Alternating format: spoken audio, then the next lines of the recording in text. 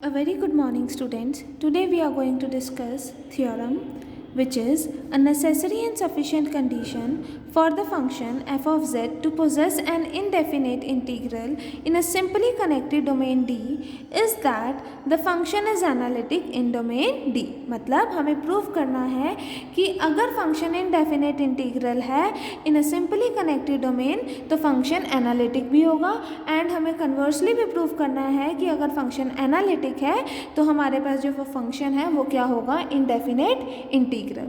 Furthermore, any two indefinite integral differ by any constant. कि अगर कोई भी दो indefinite integral होते हैं वो कैसे differ होते हैं, by a constant. Before discussing the theorem, सबसे पहले हम इसकी definition को discuss करेंगे. The definition of indefinite integral is: suppose f of z is single valued analytic function in a simply connected domain D. Then the function f of z, जो function है f of z is said to be indefinite और primitive और anti derivative of f of z if capital f of z क्या है, single valued है and analytic है and f dash z is equals to f of z है for all z belongings to d, which means that capital of f of z is equals to integral within the limit z not to z ft dt where z belongs to the domain d. ठीक है student, now let us start it's proof. First suppose that कि function जो है f of z वो poses कर रहा है indefinite integral को. अगर वो इंडेफिनेट इंटीग्रल को पोजेस कर रहा है तो we can write it as कि capital of f of z can be written as integral within the limits a to z ft dt. ठीक है, यहाँ पर हम a भी कंसिडर कर सकते हैं, हम z नॉट भी कंसिडर कर सकते हैं. सिंपल. जो a है, जो z नॉट है, बेसिकली होते क्या है, हम चाहे z नॉट लिखें चाहे a लिखें, they are basically the fixed point. ठीक है, तो हमने इस तरह से सपोज करा कि capital of f of z क्या है, integral within the limits a to z ft dt. अब ये तो हमें क्या प्रूफ करना है कि फंक्शन क्या है, एनालिटिक है. तो यही सेम प्रोसेस हमने कब करा था, मोरेरास थ्योरम में.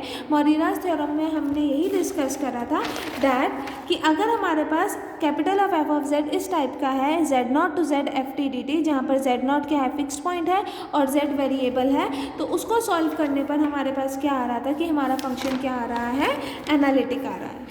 ठीक है, यही करा था हमने मोरेरास थ्योरम में. तो यहाँ पर भी सेम प्रोसेस होगा. तो यही मेंशन है यहाँ पर, to prove that f of z is analytic हम सेम प्रोसेस करेंगे as we have done in Morera's theorem, only replacing z naught by a. अगर आप a कंसिडर करके चल रहे हो तो a ही रहने दो, अगर आप z नॉट कंसिडर करके चल रहे हो तो z नॉट ही रहने दो, रिप्लेस करने की जरूरत ही नहीं होगी. अगर आप यहाँ पर capital of f of z में integral z not to z consider कर देते हो तो आपका सेम प्रोसेस होगा as in Morera's theorem. There is no need of replacement. ठीक है, बेसिकली यहाँ पर a और z नॉट है क्या, they are the fixed points. ठीक है, कन्वर्सली हम क्या लेट करते हैं कि फंक्शन क्या है, एनालिटिक है. प्रूफ क्या करना है हमें कि जो फंक्शन है वो पोजेस कर रहा है इंडेफिनेट इंटीग्रल्स को. ठीक है, तो let us start. Let z not be the fix point. हमने कोई भी एक फिक्स पॉइंट लिया और z कोई भी आर्बिट्ररी पॉइंट ले लिया इन डोमेन D, और capital of f of z को इस तरह से कंसिडर कर दिया integral within the limit z not to z ft dt. Now we know that by the Cauchy theorem, corollary of Cauchy theorem, for an integral of f of z along any curve in domain D joining z naught to z is same है, means it is of the single valued है, मतलब function क्या possess कर रहा है, indefinite integral. Therefore we can write that the function f of z possesses indefinite integral. हमें यही proof करना था कि अगर फंक्शन पोजेस कर रहा है इंडेफिनेट इंटीग्रल तो वो क्या होगा, एनालिटिक होगा, और अगर फंक्शन एनालिटिक है तो वो क्या पोजेस कर रहा है, इंडेफिनेट इंटीग्रल. फर्दरमोर हमें क्या प्रूफ करना है, we have to prove that any two indefinite integral differ by a constant. कोई भी दो इंडेफिनेट इंटीग्रल होंगे वो differ by a constant. Now let us proceed that is second part. हमने कंसिडर करा let capital of f of z and capital of g of z be the two indefinite integral of the same function f of z. हमने कैपिटल of f of z और capital of g of z को दो indefinite integral consider करें किस function के, f of z के. तो by the definition of indefinite integral capital of f of z क्या हो जाएगा, integral within the limit z not to z ft dt where z not is the fix point, z is the variable point where z belongs to domain D. इसका मतलब क्या होगा, f dash z is equals to small f of z. क्योंकि यहाँ पर g of z भी हमारे पास indefinite integral है f ऑफ z का, तो इसका मतलब g ऑफ z क्या होगा, integral within the limit z not to z ft dt, that is g dash z is equals to f of z. Now subtracting both we have f dash z minus g dash z is equals to f z minus f z, that is 0. तो यहाँ क्या आ जाएगा, capital f dash z minus capital g dash z is equals to 0, which means that इसका मतलब क्या हुआ, d by dz f z capital f z minus d by dz capital gz is equals to 0, which means that derivative of fz minus gz is 0 means f of z minus g of z is constant. और हमें यही proof करना था कि अगर हमारे पास कोई दो इंडेफिनेट इंटीग्रल आते हैं वो डिफर बाय अ कांस्टेंट करते हैं, यही यहाँ पर हमारे पास मेंशन हुआ कि अगर capital of f of z and capital of g of z are the two indefinite integral of function f of z, तो ये कैसे डिफर कर रहे हैं, they differ by a constant.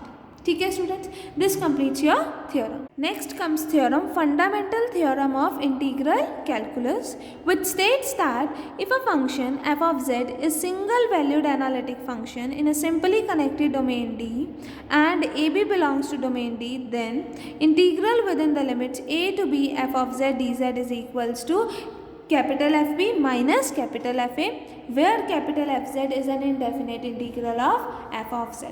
अगर capital F of z is an indefinite integral of f of z, then by the definition of indefinite integral हमारे पास क्या आते हैं, capital F dash z is equals to f of z, which means that capital Fz is equals to integral within the limit z naught to z ft dt, where z naught is the fixed point and z be the variable जो z जो है हमारे पास domain D में से belong कर रहा है. Now हमें प्रूफ क्या करना है, we are to prove this.